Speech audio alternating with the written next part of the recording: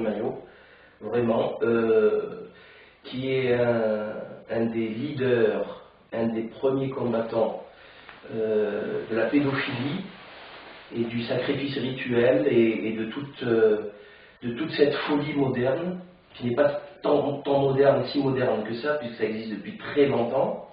Alors il n'est pas question ici, il faut que ça soit clair, de discuter de la véracité de ces informations.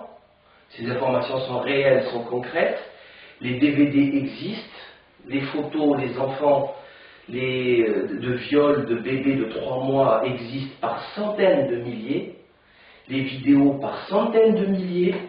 Il y a des centres informatiques qui ont été d'ailleurs dernièrement aux États-Unis, il y a un gros réseau de pédophilie qui est tombé. Donc c'est des tours de serveurs avec des centaines de milliers de photos et de vidéos, avec des enfants violés. Je crois que donc on n'est pas là pour discuter de ça. On est là pour parler d'autre chose, pour faire le constat. Donc si vous n'êtes pas capable, si vous n'avez pas la capacité intellectuelle, le courage humain de rencontrer, de faire face à ces informations, je vous invite à aller zapper sur TF1, vous pourrir l'esprit, vous salir l'âme et perdre votre temps misérable et laisser les gens travailler dans ce domaine-là, ça serait préférable pour tous. Par contre, je voulais faire rapidement, Stan, si tu permets, un petit truc très rapide hein, sur les, on va dire, une vingtaine de grosses affaires, très très grosses affaires, que tout le monde connaît, que tout le monde peut accéder sur Internet, donc acheter des livres, enfin, c'est très très simple à faire. Alors donc, je ne pouvais pas ne pas parler de Jacques Duguay, célèbre pédophile, déjà depuis très longtemps condamné, enfin dénoncé par Serge de Beketch, feu Serge de Beketch. Jacques Duguay qui avait eu à un moment donné en Libération, hein, le journal du libertaire Serge July, 30 ans à la tête, 33 ans je crois à la tête de ce torchon.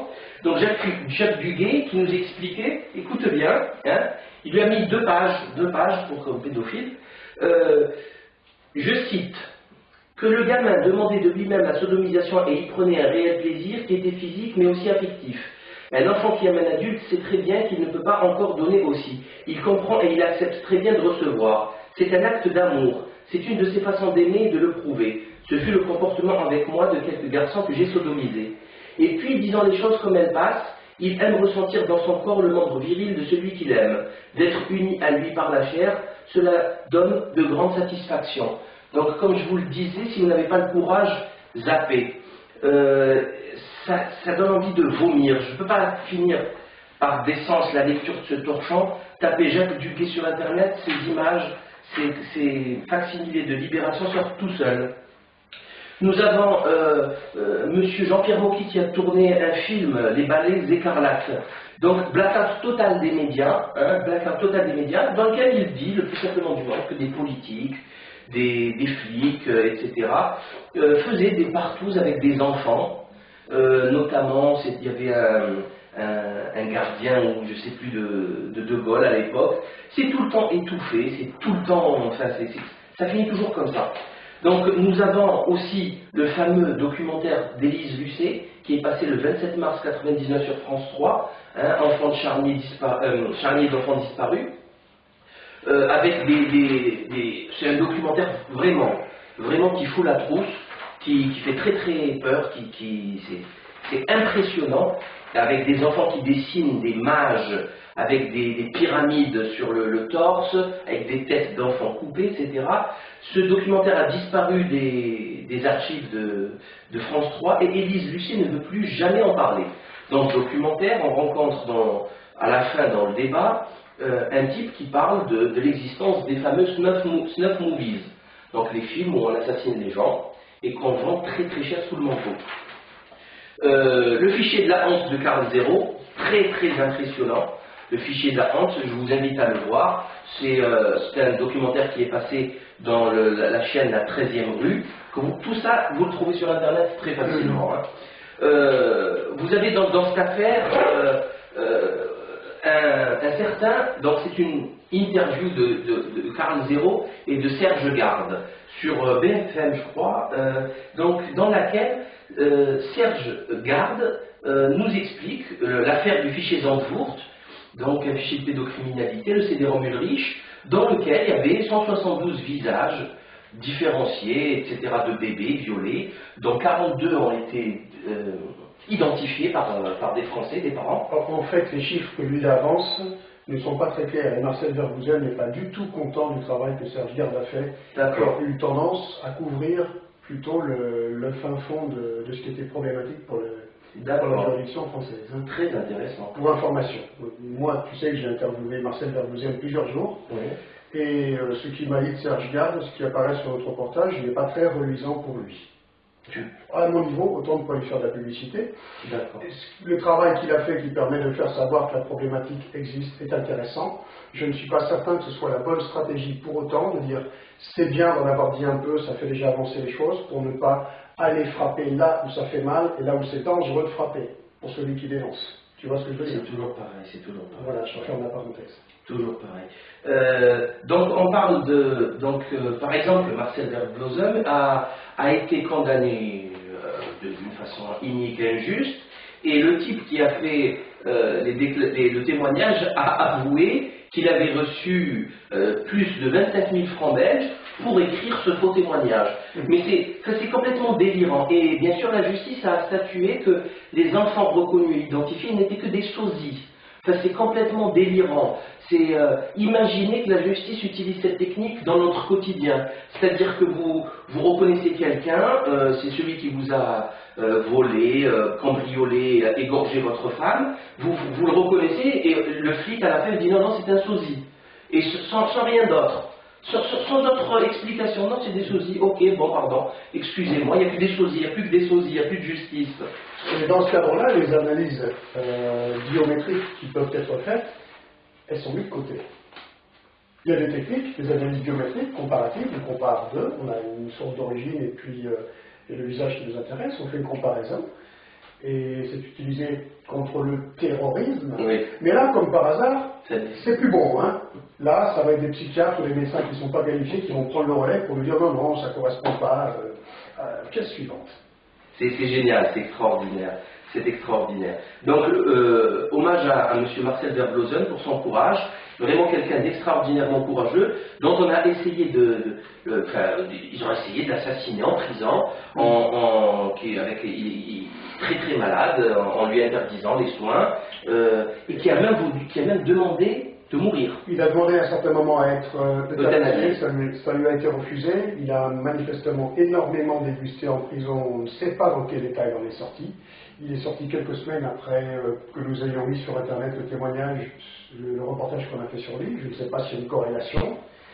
Mais par contre, ce que je voulais dire au sujet de notre ami Marcel Vergouzen, c'est qu'il a été mis au secret à sa sortie de prison, à turn-out, et interdiction de communiquer de quelque façon que ce soit, et encore moins avec des journalistes. Or, il y a en ce moment des interventions qui semblent venir de lui sur Internet et sur Facebook, suis mon regard, sur Facebook, où il dit qu'il est en train d'écrire un livre avec les photos de famille qui le concernent, etc. Et il parle, il communique lui-même. Alors il faut savoir que Marcel Vergouzen est totalement anti-Internet, informatique. Il n'y connaît rien, ça ne l'intéresse pas. Mais c'est quelqu'un d'extrêmement humble. Il est très très très dur de lui faire tirer le moindre mot, la moindre phrase sur lui. Ça n'est pas le genre de personne qui va écrire un livre en parlant de lui, en mettant ses photos de famille, c'est une manipulation. Il y aura certainement dans ce livre qui ne vient pas de lui, puisqu'il est soumis au secret et au terrorisme d'État, quelques intox majeurs. Ça, c'est juste pour nous alerter. Tout à fait, tout à fait. De toute façon, on en parlera tout à l'heure sur la Libye, les intox, je crois que c'est le fort des gouvernements actuels. Dans tous les cas, la mise sous silence au secret de Vergouzen est une preuve factuelle, définitive, de la véracité de ce qu'il dit. Parce qu'autrement, en quoi ça dérangerait qu'un fou dise des bêtises? Il y en a tellement sur TF1. Et Salim, avec la couverture de tous les gouvernants des pays d'Europe concernés, c'est quand même énorme. Énorme, c'est une énorme. complicité massive et énorme. Et formelle. Ah, je sais, c'est énorme, énorme. Nous avons l'affaire des enfants Roche, du juge Roche qui a été assassiné, brûlé dans des conditions extrêmement troubles. Mais en fin de compte, j'ai une règle de raisonnement et de réflexion simple. À partir du moment où c'est trouble, c'est que c'est très clair. Tu vois ce que je veux dire? Ça prouve quelque chose. Ça prouve qu'il y a quelque chose. Là, c'est à savoir c'est quoi cette chose. Voilà, alors on ne parle pas de dysfonctionnement, qu'on ne prenne pas. Non, il n'y a pas de dysfonctionnement. Pourquoi il n'y a pas de dysfonctionnement? Parce que quand il s'agit de te verbaliser pour un excès de vitesse de 2 km/h, sur l'autoroute, à 4 heures du mat, il fait nuit, ils arrivent à prendre ta photo. Et ils la balancent dans un système judiciaire et répressif, policier, extrêmement... Ils sont, in fine, si tu ne veux pas payer, l'huissier va récupérer les sous de ton compte, qui est jugé au tribunal de police. Ça marche très bien le système. Ouais. Comme tu disais tout à l'heure pour les terrorismes. Il marche super bien le système.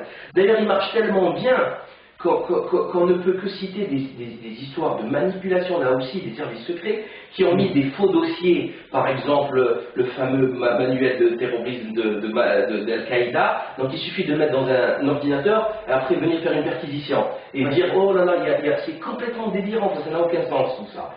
Donc, les enfants Roche nous expliquent ce qui leur est arrivé. Je vous invite à aller voir leurs interviews, elles sont exceptionnelles. C'est l'affaire de Toulouse, Baudis, Allègre, Cellule 31, des suicides avec 2 balles dans le crâne.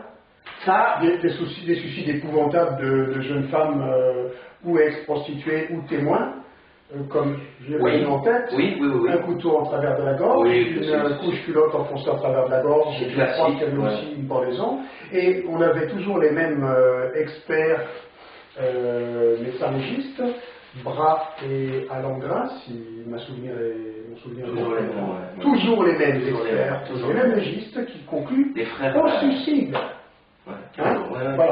Donc ça, c'est certainement des frères, nos frères Latruelle, qui sont reliés avec des réseaux que l'on connaît, et qui sont bien sûr reliés qui sont frères avec le procureur, le juge, l'expert, enfin toute une série, une fratrie dégénérée qui dans la dangerosité ne fait que se confirmer. Ce que je voulais dire, c'est que dans cette affaire de meurtre et de crime, de suicide de gendarmes avec 2 balles dans le crâne, on les rencontre très souvent dans les affaires de fric, notamment par exemple l'affaire Elf, où il y a un type qui tombe du 4e étage parce qu'il changeait ses rideaux, l'autre qui a glissé dans les escaliers qui est mort, très très souvent quand il s'agit de plusieurs milliards, l'affaire des frégates, etc.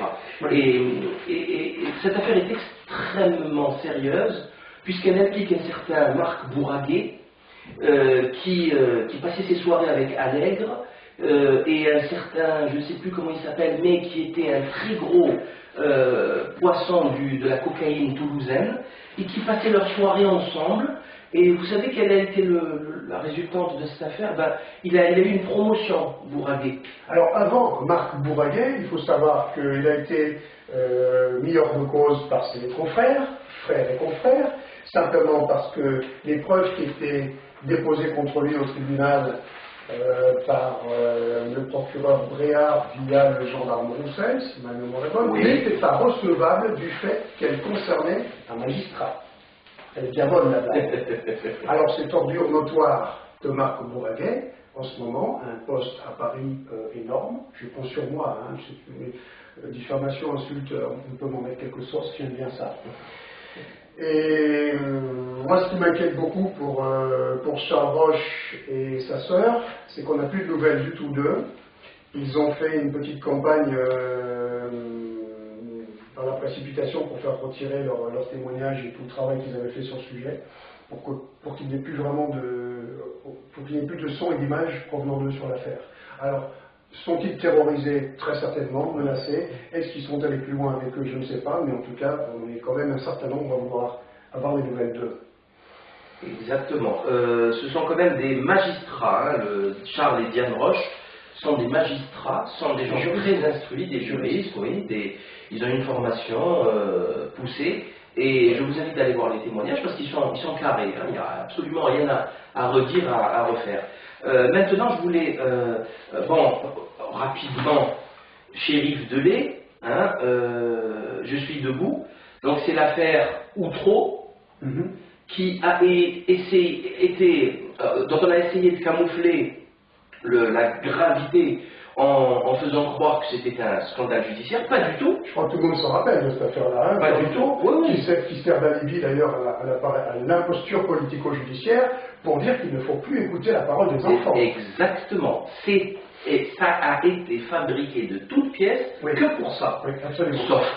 Sauf que il y a eu affaire de pédophilie, de vente d'enfants par ses propres parents. C'est le cas de Shérif Delay, dont on a détruit totalement la vie, qui a fait plusieurs tentatives de suicide, qui fait vraiment beaucoup de peine, à qui on espère un rétablissement, je ne sais pas comment, vu la gravité de ces agressions sexuelles, de la violence physique, etc. Mais on le lui souhaite vraiment de tout cœur. Et cette affaire, là aussi, elle est factuelle. Il est passé dernièrement, il y a 2-3 mois, sur toutes les chaînes de plateau télé, il a présenté son bouquin. Son bouquin est là, dans lequel il nous explique qu'il s'est fait violer par son beau-père, par sa mère, et qu'il se faisait vendre à des étrangers. Le plus simplement du monde, vraiment d'une façon répétitive, ça a duré des années. Donc maintenant, en fin de compte, on ne vous demande pas on va pas, je le répète, on ne vous dit pas si c'est vrai ou si c'est pas vrai. L'être humain est capable du pire et du meilleur, mais du pire. Mais nous qui sommes des êtres de raison, on se doit d'accepter ces deux facettes. On ne peut pas accepter que Bambi, l'être humain qui est le bénévole, qui va se donner pour les autres, l'altruisme, la bonté, la générosité, c'est vrai que ça existe. Hein, une mère est capable de mourir pour que son enfant vive, c'est vrai que ça existe, mais il y a aussi une autre partie de l'humanité qui délire complètement, ça existe depuis toujours. Il y a des preuves, il y a des procès qui ont été réalisés sans aucune torture. Hein, puisque certains nous disent que par exemple, des avions ont été soutirés avec la torture. Non. Des procès avec des preuves factuelles, claires. Donc on n'est pas là pour remettre en question ça, hein, que ça soit clair. Si je peux me permettre, ce qui est très intéressant sur ce que tu dis, c'est que l'humanité, on est capable d'en tirer le meilleur comme le pire. Aujourd'hui, on n'en voit que le pire, me semble-t-il. On voit bien l'état de la planète qui reflète ce qu'on peut tirer de l'humanité et ce qu'on en tire aujourd'hui. Je crois que l'humanité est depuis la nuit des temps sous contrôle d'une entité qui met tout en œuvre pour vraiment en tirer le pire et dégénérer cette espèce au maximum pour en faire un grand bétail très facile à manipuler. Je ne sais pas ce que tu en penses, c'est la vision que j'ai moi de l'humanité. C'est rigolo parce que j'ai ramené un bouquin qui s'appelle La danse du diable de Gunther Schwab, la danse avec le diable plus exactement, exceptionnel, qui confirme absolument tout ce que tu viens de dire. Je n'ai pas lu, j'aimerais bien lire. Eh bien, ça ne saurait tarder. Celui-là, il est raturé de partout, mais on va se débrouiller. Donc, Danse avec le diable explique exactement ça, c'est-à-dire qu'il y a une... Alors là aussi, j'aime bien faire, tu sais, comme on met un petit avertissement dans une vidéo. Il n'est pas question de savoir ici maintenant si le diable existe ou pas. On ne va pas faire du catéchisme, on n'est pas des prédicateurs. Primo, personnellement, je vous le dis clairement, le diable existe, que vous le vouliez ou non. Hein, et son existence ne dépend pas de votre croyance en lui. C'est clair. Maintenant, je vais vous dire simplement, de faire un effort intellectuel très simple. Imaginez qu'il y a des gens sur Terre, Stanley Kubrick l'a très bien expliqué dans Eyes Wide Shut, qui pratiquent des cultes sataniques et des offrandes sacrificielles au diable, aux démons. Que vous le vouliez ou non, ça existe. Là encore, ça a été prouvé. Beaucoup de jeunes écervelés, beaucoup des gens de l'élite ont été retrouvés en train de déterrer des gens dans les cimetières. Il y a un petit fou furieux qui a donné 666 coups de couteau à un prêtre à Toulon. C'était c'est des affaires de satanisme très connues en France. Enfin, tout ceci existe. Le culte du démon existe depuis toujours. Ce que fait le Bohemian Club dans la forêt de Sequoia en Californie n'est rien d'autre qu'un culte à Moloch. Moloch. C'est un culte du démon. Et qu'est-ce qu'il demande Moloch? Comme par hasard, un sacrifice d'enfant. Oui, du sang d'enfant. Moloch qu'on retrouve assez souvent en France. Je me suis demandé, tiens, s'il n'y avait pas un lien entre Moloch et la chaîne de restaurant Buffalo Grill. Pourquoi pas? Dans quel sens? Enfin, je ne sais pas, cette chaîne avait été impliquée dans des scandales. Et j'ai remarqué qu'il y avait pas mal de... C'est vrai. Et d'ailleurs, ils ont pas fait... de criminels pédophiles qui mangeaient dans cette chaîne. Et tu sais qu'il y a une stratégie générale qu'on est en train de découvrir en ce moment, qui consiste à nous faire manger de la viande et du sang humain. Manger de la viande humaine, de la chair humaine et du sang et il peut y avoir une corrélation. Le meilleur moyen de nous faire manger de la viande humaine, c'est encore dans des restaurants qui servent de la viande, soi-disant de bœuf, par exemple. Mais ça va beaucoup plus loin, ça je l'ai découvert dans mes travaux. Je signale que là encore, vous, pour ceux qui voient cette vidéo pour la première fois, qui ne nous connaissent pas, que l'on travaille, moi personnellement je travaille sur ces sujets depuis plus de 5 ans, il y a tout un travail extraordinairement important, poussé et éreintant avant d'arriver à ces conclusions. Hein, ne croyez pas que ça tombe du ciel, c'est des centaines et des centaines d'heures de lecture, de visualisation, de fréquentation, d'observation. J'ai vu des enfants de pédophiles, j'ai vu faire... Il y a tout un travail, hein, ça tombe vraiment pas du ciel, vous ne pouvez pas comprendre ça d'un coup, c'est pas possible. Il faut faire un effort intellectuel, il faut faire les lectures, etc. Il faut surtout accepter de remettre en question ces préjugés, ces idées reçues qui viennent du formatage de la culture sociétale. Exactement. Et pour revenir au cannibalisme qui est un acte extrêmement grave, c'est un blasphème, puisque le corps de l'homme est sacré, hein, on n'est pas du bétail, et ben, c'est très simple. Le monde en parlait déjà, puisqu'on donnait à bouffer au bétail, en Suisse, des placentas humains. Ils lyophilisaient tout ça, ils récupéraient des placentas humains. Donc le chocolat suisse contient de la protéine humaine. C'est quand même très inquiétant. Oui. En Chine actuellement, ils ont créé des pilules miracles avec des fœtus. On parle aujourd'hui, c'est vendu très cher, de crème de beauté avec des cellules de fétales. Humain, précisément toujours. Humaine, bien sûr, c'est pas du poulet. Hein, c'est l'horreur absolue. Hein. L'horreur absolue totale.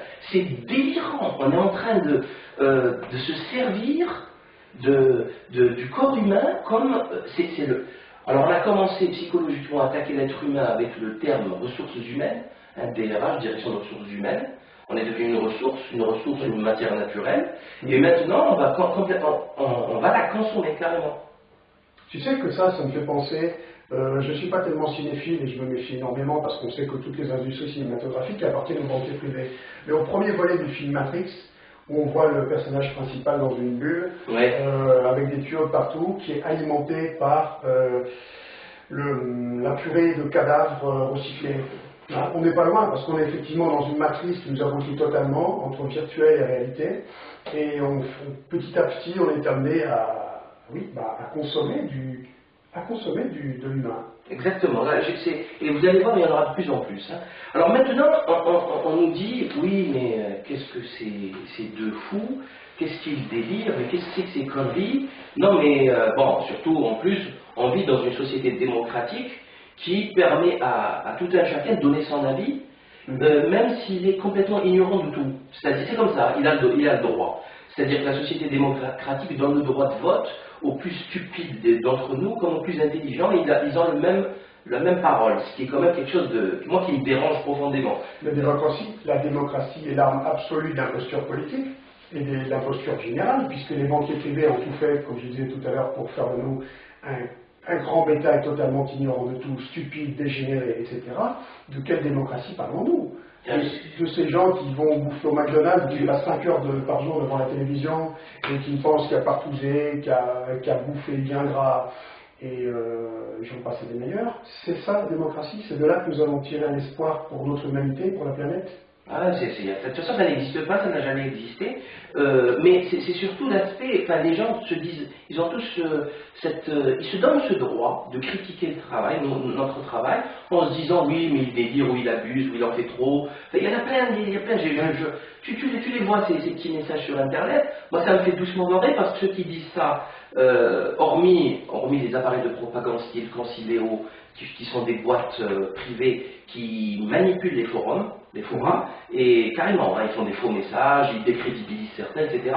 Mais il y a des gens, je connais des gens qui se permettent de critiquer, de dire non, mais qu'est-ce que c'est connerie? Non, mais il n'y a pas de souci, on va encore amener d'autres preuves. Mais le problème, c'est que ces gens-là qui critiquent, enfin je sais pas, mais toi et moi, on a le courage de parler à visage découvert. Bah oui. Mais ceux qui nous critiquent, on les voit pas. Hein, le clavier. C'est quand même...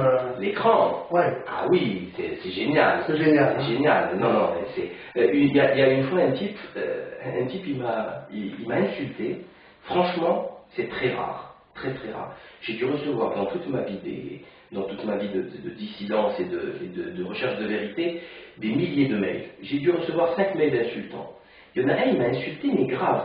Il m'a insulté. Il m'a pas insulté, il m'a insulté ma famille. Je te laisse imaginer.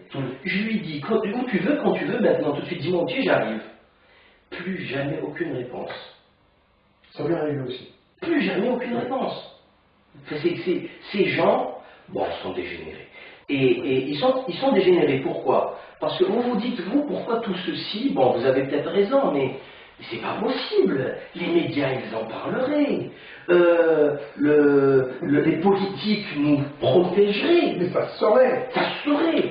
Sauf que les médias, j'ai oublié de le mettre là, mais il faut savoir... Council on Foreign Relations, CFR, les médias. Regroupés, exactement, contrôlés par le exactement. Council on Foreign Relations. Ah oui, complètement. Ils sont complètement contrôlés par les gangsters, c'est évident. Mais on va aller plus loin. Les dirigeants des médias sont totalement dégénérés. Berlusconi, l'affaire Ruby, c'est quand même très grave. C'est des mineurs, c'est des partouzes, avec Kadhafi, qui fait partie de la loge P2 d'ailleurs, propaganda douée italienne. Excuse-moi, comment ça c'est grave les partouzes avec des enfants? Ah, c'est non, mais il faut vivre avec son temps. Oui, mais c'est... Voilà, tu vois ce que je veux dire. Et Berlusconi est un patron de médias, dans toute chose. Oui. Le patron de Skyrock, Pierre Bélanger, il a été condamné dans une affaire pareille de mineurs, de corruption de mineurs, avec inceste et des colorations satanicos sectaires extrêmement troublantes. Cette affaire, j'en reparlerai en septembre, puisque, bon, c'est beaucoup de choses à dire là-dessus. Patrick Binet, le patron de TF International, il s'est pas retrouvé dans une partouze où il y a eu un mort, une partouze homosexuelle avec un mort. Ah oui, c'est de la folie.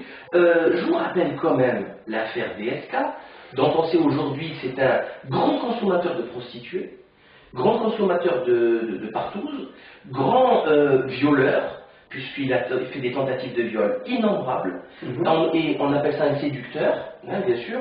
Je vous rappelle Bill Clinton et l'affaire Monica Lewinsky, à vomir, l'affaire Georges Tron, que tout le monde a déjà oublié, qui partouze à la mairie, dans les locaux de la mairie, avec sa conseillère à la culture. Toi au travail, on va parler de législation du travail, si tu réponds au téléphone à ton boulot pendant que tu bosses, c'est une faute grave. D'accord? Tu reçois un avertissement. Au bout du 3e avertissement, tu peux te dégager. Il te vire. Lui, il partouze à la mairie. Et il est toujours maire de Draveil. Bon, c'est très logique tout ça. Alors encore on a de la chance parce que c'est de la partout, c'est gentil. C'est pas comme ces braves magistrats de l'affaire Allègre qui organisent des viols collectifs de prostituées et victimes dans les bureaux des tribunaux. C'est clair. Et moi j'ai entendu là où des magistrats, des femmes magistrats, violent dans leur bureau des enfants venus témoigner d'agressions sexuelles qu'ils ont déjà eues de la part de leurs géniteurs par exemple, ou d'assistants sociaux, etc. Et ça, le grand public ne peut pas s'imaginer que dans les locaux même des tribunaux, il y ait des viols organisés d'enfants témoins qui viennent témoigner. J'ai des dossiers comme ça sous le coude en ce moment. C'est abominable. Moi-même, je n'imaginais pas ça.